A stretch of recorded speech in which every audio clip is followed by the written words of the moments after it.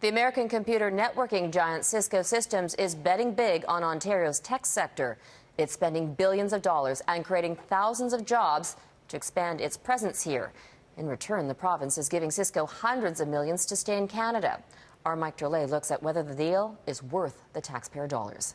We'll be going back and forth from Toronto to Ottawa. Ontario's premier had reason to smile today, touring information and technology giant Cisco's Toronto campus, and then signing a deal to keep the company in the province for the next decade. Our new partnership with Cisco represents the largest job-creating investment in the history of Ontario's tech sector. As part of the 10-year agreement, Cisco plans to invest up to $4 billion to build research and development facilities.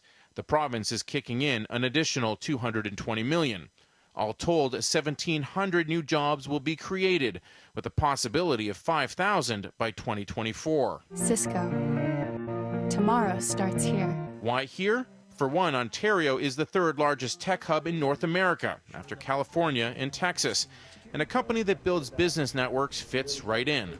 But critics suggest this deal had less to do with any arrangement between Ontario and Cisco and more to do with BlackBerry, which has downsized its workforce considerably over the past couple of years.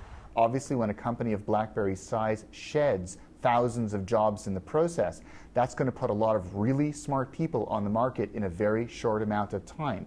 The timing for Cisco's announcement is not coincidental. The timing also couldn't be better for the Ontario government, which has suffered through a series of embarrassing scandals. News on the jobs front hasn't been good either, with Caterpillar, John Deere, and most recently Heinz and Kellogg's shutting down plants.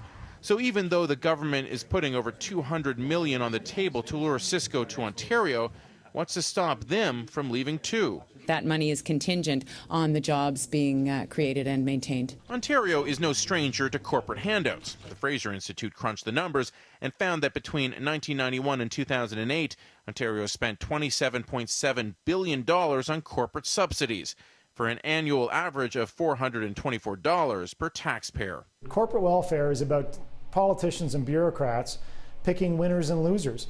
And I got to tell you, from having studied this issue for 15 years, politicians often end up picking losers more often than winners. It's a very costly exercise in the end. Will Cisco be a winner? Can a province betting on its tech sector to keep it afloat take a chance that it won't? Mike Drolet, Global News, Toronto.